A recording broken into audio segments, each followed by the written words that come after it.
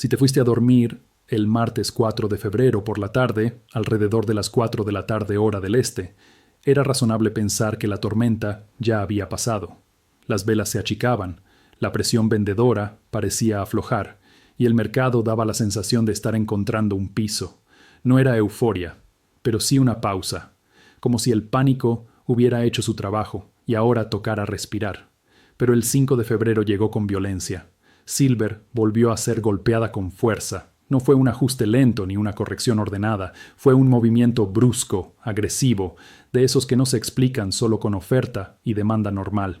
En cuestión de horas, el precio volvió a deslizarse con rapidez, marcando caídas que, según distintos reportes, llegaron a moverse entre el 13 y el 15% en plena sesión. No estamos hablando de semanas, ni siquiera de días. Estamos hablando de un solo tramo de mercado. Y ese detalle temporal es clave. Este periodo, desde la tarde del 4 de febrero hasta el avance del 5, no fue un simple cambio de expectativas. Fue comportamiento forzado. Fue el tipo de movimiento que aparece cuando un mercado apalancado entra en estrés y los grandes jugadores, junto con las propias reglas de los exchanges, empiezan a empujar todos en la misma dirección. Cuando eso ocurre, el precio deja de ser una opinión y pasa a ser una consecuencia. Hay un punto específico que vuelve este episodio distinto a otros retrocesos recientes, y ese punto no está en Nueva York ni en Londres, está en Shanghái. Lo que ocurrió allí no es una teoría ni una lectura subjetiva, es un dato público, confirmado por la propia Bolsa de Futuros. La Bolsa de Futuros de Shanghái anunció que varios grupos de cuentas vinculadas entre sí excedieron los límites permitidos de apertura de posiciones intradía en contratos relevantes. En términos simples, eso significa que ciertas entidades, consideradas conectadas o bajo un mismo control, cruzaron una línea que existe precisamente para evitar comportamientos anormales en momentos de alta volatilidad. La respuesta del exchange fue inmediata. Restricciones para abrir nuevas posiciones. Eso no es algo que ocurra todos los días, y menos aún que se comunique de forma abierta. En mercados asiáticos, una advertencia pública no es un gesto menor. No se trata solo de técnica regulatoria. Es una señal clara de que algo se estaba saliendo del carril.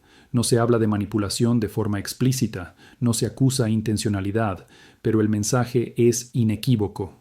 Hubo actividad concentrada, agresiva y lo suficientemente significativa como para activar los mecanismos de control. Al mismo tiempo, apareció otro dato que encaja de forma inquietante con ese contexto. Reportes financieros señalaron que un operador de enorme peso en China había construido la mayor posición neta en corto sobre la plata en ese mercado, es decir, una apuesta masiva a que el precio iba a caer. Cuando un actor de ese tamaño entra en corto en un mercado frágil, no necesita controlar todo para influir en el comportamiento del precio. Basta con que cada rebote encuentre oferta. Basta con que cada intento de estabilización choque contra un muro de ventas. En un entorno de liquidez reducida, ese tipo de presión actúa como una tapa sobre el mercado. Esto no prueba una conspiración global, ni hace falta. Lo que sí muestra es que el flujo que salió de Shanghái durante ese tramo no fue normal, no fue minorista y no fue pasivo, fue direccional, concentrado, y ocurrió justo cuando el mercado estaba más vulnerable. Y ese fue solo el primer eslabón. Porque lo que empezó en Asia no se quedó en Asia. A medida que avanzaron las horas, el movimiento se fue trasladando a Europa y luego a Estados Unidos, sumando nuevos factores que terminaron empujando al mercado en bloque. Lo que parecía una corrección local empezó a transformarse en un evento global de liquidación. Y para entender por qué la caída se aceleró tanto, hay que seguir el recorrido completo. Después de lo que ocurrió en Shanghái, el movimiento no se detuvo. De hecho, lo que pasó en Asia preparó el terreno para que el golpe se amplificara cuando el mercado europeo entró en juego. Y acá aparece un elemento clave que suele pasar desapercibido: el cambio repentino en la narrativa del riesgo. En este mismo tramo horario empezaron a circular titulares que hablaban de una supuesta distensión geopolítica, conversaciones entre Estados Unidos e Irán, llamadas constructivas entre líderes de grandes potencias. Lenguaje diplomático que para los algoritmos y los gestores de riesgo se traduce de una sola forma: menos miedo inmediato. Los mercados no discuten los titulares, los ejecutan. Cuando el relato pasa de tensión a diálogo, muchos fondos que estaban posicionados en materias primas como cobertura empiezan a desarmar esas posiciones sin esperar confirmaciones. No importa si el conflicto está realmente resuelto o no. En el corto plazo, el simple titular es suficiente para disparar ventas. Y eso es exactamente lo que se vio, no solo en la plata, también en el petróleo, en otros metales, en commodities en general. El mercado empezó a moverse como un bloque. Cuando el riesgo baja, aunque sea de forma temporal, los activos que se habían beneficiado del miedo suelen ser los primeros en ser vendidos. Este comportamiento de manada es fundamental para entender la magnitud del movimiento. En momentos normales, cada mercado puede moverse por sus propios fundamentos, pero en momentos de estrés, todo se correlaciona. La plata deja de ser solo plata y pasa a ser parte de una canasta de activos que se compran o se venden juntos. Así, lo que comenzó como presión asegurada en Asia se convirtió en una venta sincronizada en Europa. Para cuando la sesión europea ya estaba avanzada, el mercado no estaba evaluando si la plata valía más o menos. Estaba reduciendo exposición. Punto. Y ahí entramos en la siguiente capa del problema: la fragilidad del mercado cuando se combinan titulares, apalancamiento y liquidez reducida. Porque mientras Europa digería ese cambio de narrativa, el mercado ya venía tocado por días de volatilidad previa. No había colchón, no había margen para absorber órdenes grandes sin mover el precio. Cada venta empujaba un poco más abajo, activando stops, forzando salidas automáticas, alimentando el movimiento. Cuando el mercado funciona así, ya no manda la convicción, manda la mecánica, y esa mecánica se vuelve todavía más violenta cuando el turno pasa a Estados Unidos. Para cuando los operadores estadounidenses entraron plenamente en la sesión, el escenario ya estaba armado. Asia había mostrado señales claras de estrés y control. Europa había reducido riesgo de forma agresiva, y el precio ya venía debilitado. Lo único que faltaba era el catalizador que convierte una caída fuerte en una liquidación abierta. Ese catalizador tiene nombre y apellido: presión de margen.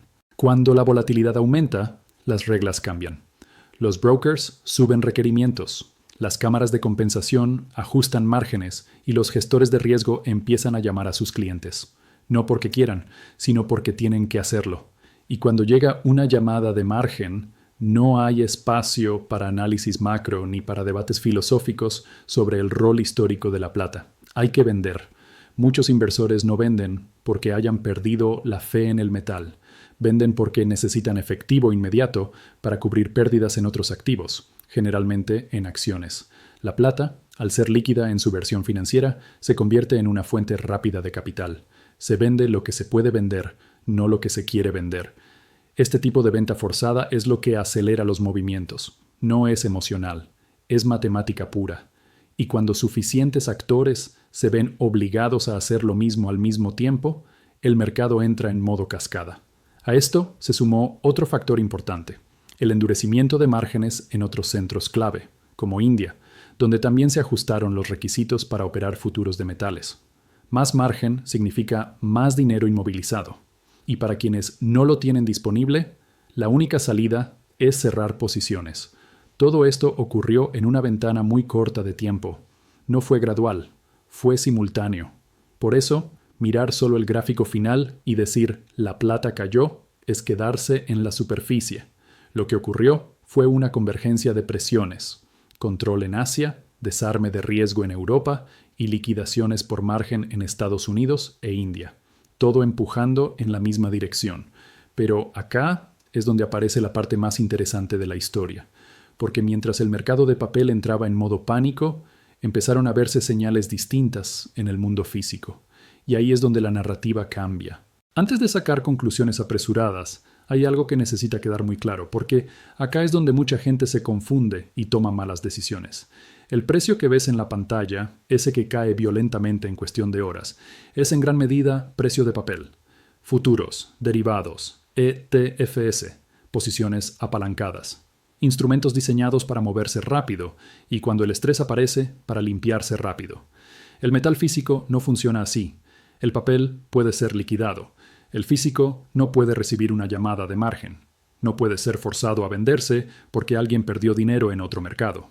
Y eso marca una diferencia enorme cuando se dan eventos como el que acabamos de atravesar. Mientras el precio de la plata en el mercado financiero estaba siendo golpeado por liquidaciones forzadas, ajustes de margen y salidas obligadas, empezaron a verse señales distintas en el lado físico, movimientos reales de inventario, cambios en las categorías de almacenamiento, volúmenes que no encajan con la narrativa de nadie quiere plata. Es importante ser precisos acá. Los reportes de inventario, como los del COMEX, distinguen entre metal elegible y registrado. El metal puede cambiar de categoría sin salir físicamente del depósito. Eso no significa default ni colapso inmediato, pero cuando estos movimientos ocurren justo en el mismo momento en que el mercado de papel se está vaciando, no son irrelevantes, son una señal. Lo que sugieren es una desconexión creciente entre dos mundos que muchas veces se tratan como si fueran uno solo: el mundo del apalancamiento financiero y el mundo del metal tangible. En días como este, esa diferencia se vuelve visible. Y esto no es nuevo. Cada vez que hay un evento de liquidación violenta, el patrón tiende a repetirse. Los traders de papel salen forzados. Los que miran el metal como activo a largo plazo empiezan a prestar atención. Las primas, la disponibilidad y los plazos empiezan a importar más que el número que corre en el ticker. Por eso este episodio no puede analizarse solo como la plata cayó fuerte. Lo que realmente ocurrió fue una convergencia poco común de factores: intervención regulatoria en Asia, una gran posición corta presionando un mercado frágil, un giro temporal en la narrativa geopolítica, fortalecimiento del dólar y endurecimiento de márgenes en varios centros clave al mismo tiempo. Ese tipo de alineación no ocurre todos los días. La pregunta importante no es si la volatilidad fue incómoda. Lo fue. La pregunta es, ¿qué tipo de mercado revela este movimiento? Y lo que revela es un mercado extremadamente sensible al apalancamiento, donde el precio puede moverse de forma desproporcionada cuando las reglas cambian y el crédito se contrae. Para quienes solo miran el corto plazo, esto parece caos. Para quienes entienden la mecánica, es un recordatorio de cómo funcionan realmente los mercados cuando la presión aparece. Nada de lo que pasó invalida el rol industrial, monetario o estratégico de la plata. Tampoco prueba una conspiración cerrada y perfecta. Lo que sí demuestra es que el mercado financiero puede distorsionar el precio en ventanas muy específicas, especialmente cuando múltiples fuerzas empujan en la misma dirección. Y esas ventanas son las que separan a los que reaccionan del que entiende el contexto. Este tipo de episodios no se tratan de adivinar el mínimo exacto ni de negar el riesgo. Se tratan de comprender por qué el movimiento ocurrió, quién estaba forzado a actuar y quién no. Porque cuando el polvo se asienta, el precio de papel puede recuperarse o no. Pero el metal sigue siendo metal. La clave es no confundir violencia de corto plazo con cambio estructural. Lo que vimos fue una limpieza, dura, rápida y técnica, no un veredicto final sobre el valor del activo. Y como siempre, los movimientos más importantes no son los que hacen más ruido, sino los que muestran cómo se comporta el sistema cuando está bajo presión. Ahí es donde se aprende de verdad.